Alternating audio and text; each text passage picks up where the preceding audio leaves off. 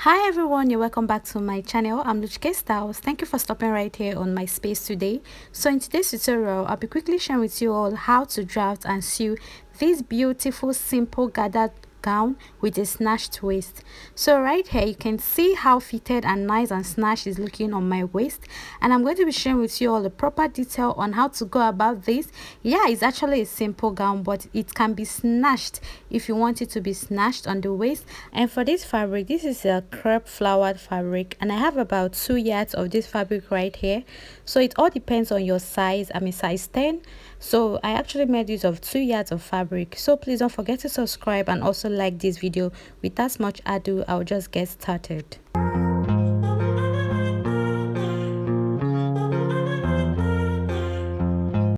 So here now, before I get started with drafting this particular gown, I have to calculate the length of my gown and subtract the length of my gathers from it. So the length of my gown right here is 37 inches, right? So I have to determine the length of my gathers.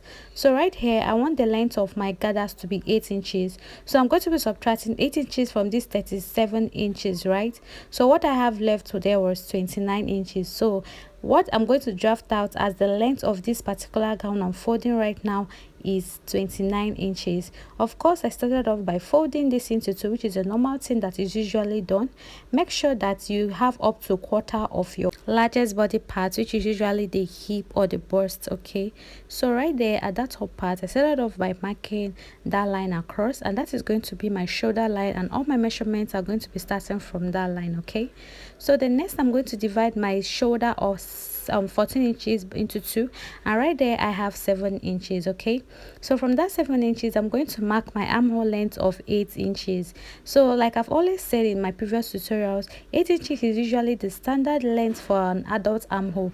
If you're in a bigger bust size, please increase it by extra 1 inch, or you can divide your bust circumference by 6 and add 1.5 to that in order to get your armhole length, right? But trust me that 8 inches has been the best for me. I use it for most bust sizes, but if you're in a bigger bust size, I increase it by 1 inch. So right there I divided my bust circumference by 4, and what I had right there, I marked it on that line, and I'm adding extra 1 inch, which will be for my stitching or my sewing allowance, right? So the next thing is for me to actually create my armhole curve. Okay, so you might be wondering, I'm not making use of a ruler to do all of this. I'm using a freehand. This is because this fabric does not really go well with ruler. Okay, so after that I went ahead now to mark my neck width of 3 inches, and my neck depth right here I marked 5 inches. So I went ahead now to create this into a block form first, then before I will use my curve rule to connect. So like I said, it doesn't really go well with a ruler, so while working with this fabric I normally go with my freehand. All right, so placing my my tape on my shoulder line, I'm going to get my half length, which is 16 inches, and after that I'll get my hip length of 23 inches, right, as you can see right here.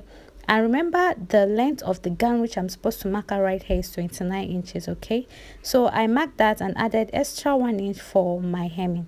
So I went ahead now to extend all of these points which I've made right here into a straight line, and I believe this is very clear enough for you all to see. Okay, so the next I'll come to my waistline, and I'm going to divide my waist circumference by 4, and what I have right there I'll mark it on my waistline and add extra 1 inch, which will be for my stitching or my sewing allowance. So right there I'm going to also do the same thing for my hip line, and whatever I have on my hip I'm actually going to mark it right there on my gown length, and after that I'll just connect all of these points together. So on my full gown length, I subtracted half of an inch from the circumference of what I got from my hip divided by 4, and what I had right there I marked it. Okay, because I don't want this to be too penciled. If I wanted it to be very penciled, I would have subtracted at least 2 to 3 or 4 inches, 5 inches from my hip circumference and mark it on the base of my gown. Okay, but that's not what I want to do. So I went ahead now to add my 1 inch sewing allowance to my hip line, which I didn't do initially. Okay, so I now went ahead now to connect it to the base of this my gown, and the next is to give this my my shoulder slant or my shoulder slope by going up by half of an inch from my neck width all the way. I will slant it to the other side of my shoulder. Then after that, I'll simply go ahead now to cut this out using my scissors. I'll cut out the base, I'll cut out the sides. So when I was actually doing this, I mistakenly cut through and I had to maintain that block neckline. So that was how I actually achieved cutting a block neckline instead of a round neckline, okay? But there is definitely and absolutely no cause for alarm, right? So after cutting this out now, I'll have to cut out for the back part of this our gown. So what I'm simply going to do is to fold this into two and mark 1 inch from the top part of this fabric to the end. So after I've done this, I'll get my already cut out drafted gown and I'm going to place it. So you can see I'm not placing it from exactly the edge of my fabric. I'm placing it from exactly those 1 inch points I made right there. So you can see on those 1 inch marks which I made right there on my fabric. So I'm going to determine the neck depth right here. I marked 2 inches. So I extended the line on my waistline to this my other back piece or my back dress which I'm trying to cut out right now. This is because later on I'll be working on the waistline, okay? So I went ahead now to cut out every other part the same, but I'm not going to touch this other part where I marked 1 inch, which is definitely going to be for my zipper, because definitely we are fixing a zipper to this gown, so I'll be able to wear it, okay? So now from that line on exactly that point, I'll go by 5 inches. So that line is actually my waistline if you look properly, and again on that's my waistline, I'm just going to come out this way by 1/2 inch. Okay, you can see what I'm marking by 1/2 inch. Then from the waistline again, I'm going to come down by at least 5 inches, okay? So just watch closely what I'm doing right here. This is to create a zipper slope to avoid bulginess when you wear your gown, right? So I'm just going to connect all these lines exactly the way that I marked all my chalks. Okay, so you see from the 5 inches I connected to my waist, then from the waist I went ahead to connect downward to the 5 inches I had. So again I'm going to mark about 7 inches this way, and I'm going to come out from the inner part of this my from exactly that my 1 inch on my zipper slope. I'm going to come out by 1/2 inch, just the way I did on the waistline, and from that 5 inches I marked downward from my waistline, that point I'm going to use my ruler and now connect this to this 8 inches. So I believe that this is very clear enough. Please, I hope not to confuse you at all, okay? So following the shape of the way I marked my chalk on this fabric, I'm going to cut out everything the same, okay? So continue watching, and while you are doing this on your own, you will definitely get it right because it's very simple, okay? So I went ahead to trace this out now, and I'll just go ahead and separate these two pieces. All right, so for the back you're always having 2 pieces of our fabric or dress, right? So this is basically it, and the next thing I'm going to do now is to cut out a facing for this gown. So all I have to do is to get a piece of fabric and fold it into 2. I'm going to get my back piece and I place it just this way. I'm going to trace out the zipper part for it to be in a straight line and align. I'll also trace out the neckline area exactly the way it is. So after that I'll just remove this my back piece, and for you all who are really new to fixing a facing, you just have to mark 2.5 inch all around, flowing the exact shape of what you have on your neckline, okay? Just around like this. I'm cutting this out, and that is it for your facing, okay? So I didn't really measure out mine, but I actually know what I'm doing because I'm always doing this, okay? So I place this properly in order for me to cut out the shoulder, okay, so that the facing of my shoulder and my actual fabric will align. So right here now is for the front part of my gown. I traced out the neckline, and you can see I also went ahead to cut out at least 2 to 3 inches all around this. So that's simply how to cut out a facing for your dress, okay? So you're going to place your fabric this way and make sure it's right size facing your facing on the neckline, and you're going to stitch this all around, okay? But I'm going to keep all of that aside now because I want to cut out a rope, sorry, for our waist, right? So if you are very observant, you realize that I didn't really add a dart to this my gown. Yes, it's not really necessary to add a dart for this particular type of gown. It's all about choice and preference. That will just add more beauty to it, okay, but it's not too necessary. So if you want to go ahead and add your dart, it's fine. So I cut out this very long piece, which is about 1.5 inch wide, and I'm just going to fold up everything inward like this and stitch for these 2 long ropes which I have right here with me. So I came back again to show you how to stitch your facing. Make sure that it aligns properly. Even if your facing is longer than your the actual fabric on the shoulder, there is nothing to worry about, because you can just go ahead and trim it off later, which I also did right here. So I was just showing you all the rope which I already stitched down, and it is 2. All right, so after that, now you have to notch all around your stitch which you made on your facing, the joints you have on your facing to your fabric. You have to make notches all around it, just the way I'm doing right here. So after that, I'm going to turn this very well. I'll place my facing properly. Then this my hemming gum, I'm going to place it underneath and now hem.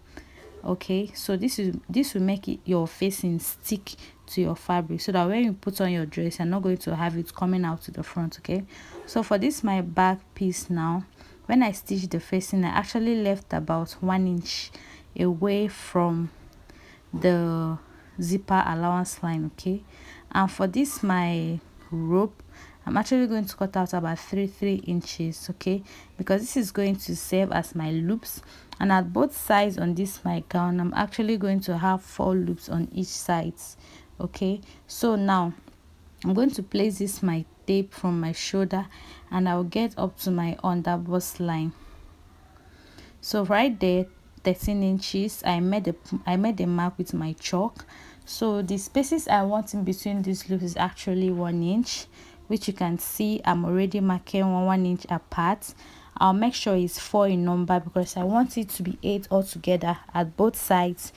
4 on each side, 4 loops on each side. Okay, so for you to actually fix these loops, you're actually going to fold it more like you are crossing it in an X shape or manner. Okay, so you can see what I did right there. You fold this, sorry, you cross this, okay, and you place it on exactly the chalk mark which you made, and you pin.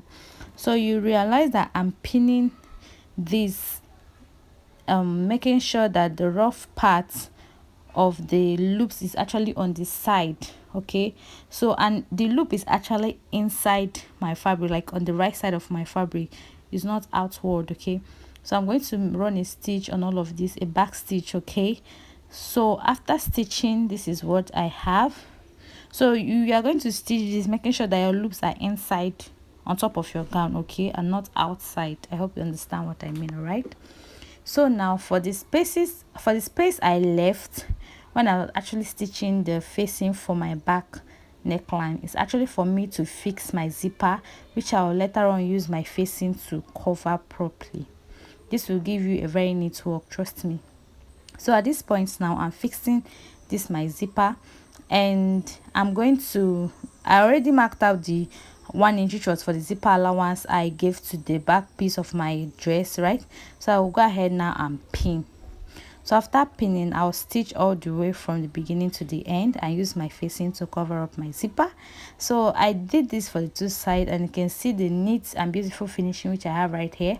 I'm yet to actually hem my facing to my fabric, because I would like to weave the facing first before I go ahead to do that. All right, so the next thing now is to join the back dress to the front dress. So what am I going to do? I'm going to make sure that those my loops are inside. You can see that at this point the right side of my fabrics are facing each other.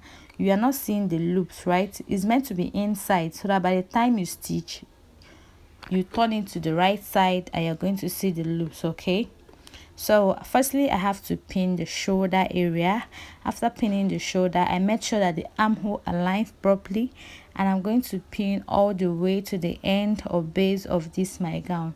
So you can see that I'm laying so much emphasis on the placement of your loops.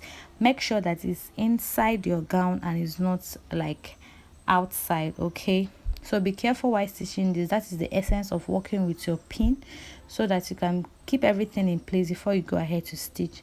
So I'm going to join the sides using half of an inch and also join my shoulder area. So guys, this is it. I've gone ahead to do all of this and everything aligns so well and perfect, and you can see how nice my zipper is. So the next is to cut out the gathers for the lower part of this our gown. Okay, so for the length of this my gathers, I had 8.5 inches. Okay, because my fabric wasn't really so enough for the gathers to have more length. I actually used 2 yards of fabric, and this piece I cut out is very long. Like at some point I had to join two fabrics together. All right, so it's very long. Okay, so all I'm going to simply do is I ran a gather stitch on top. You can see at that top part I ran a gather stitch after cutting out this long piece and joining as well. So I had to run a gather stitch at the top part of this piece I have right here, which should be serving as my gathers. So all I'm doing right here is that I picked up a single thread and I'm pulling this, but not too hard. As you pull, you are going to be having these gathers effect. Okay, so once I did that, I went ahead to also get this my dress. I notched the center piece or the center part of this my gown, and for the parts where I joined the front, sorry, for the parts where I joined two fabrics to get these very long lengthy gathers I want, I'm going to use that as my center front. So if you watch properly, which I also pointed here, you also understand what I mean. So that part now I'm pinning to the center part of this my gown is actually the part where I joined on my gathers. Okay, so now the next thing you're simply going to do while fixing your gathers to your gown is this. You are going to actually stitch on top. Okay, so for this type of gathers effect, I'm stitching on top. Like I want these ruffles to be on top at the right side of my fabric. Later on I will have to weave the upper part, but please, while making yours, make sure that you weave this your piece on the upper part before stitching it down, so that it will be easier for you. All right, because not everybody can do this very well. Okay, so I went ahead now to place this my gathers on top of my fabric, on top of my gown, just this way. Okay, so you're going to separate the front from the back. You're not going to stitch them together. Just get the front part and start gathering this piece on it. Okay,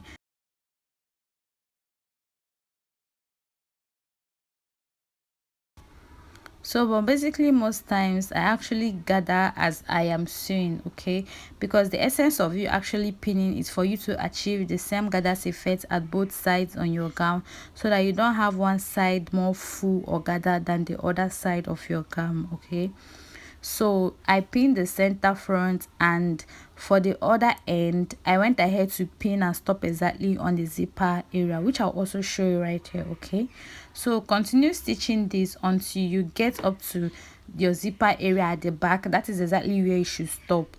So you're going to leave about 1 inch that will serve as the joining for the two sides. Okay, so guys, now I went ahead to do all of that, and on the other side I just wanted to show you all how to do this. Okay, you can see me still pulling, but I'm going to pin it on my zipper area, like exactly on that on the joint which I have on my center back, but I'll be leaving about 1 inch because I'll be joining the two pieces together. All right, so I hope you're seeing everything I'm doing right here and it's not confusing at all.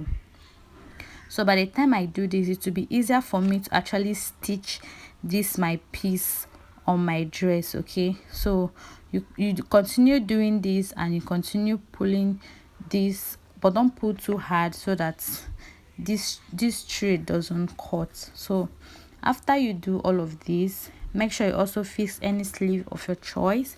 For me, I fixed a normal short sleeve for basically a shirt most of the time, and that was it for this gown. So for the rope which you cut out earlier, you have to use it to actually fix on your loops and snatch the gown on the waist as much as you want. So that is all for this tutorial. Thank you all so much for watching. Don't forget to subscribe to my channel. See you all next time on the same channel. Bye.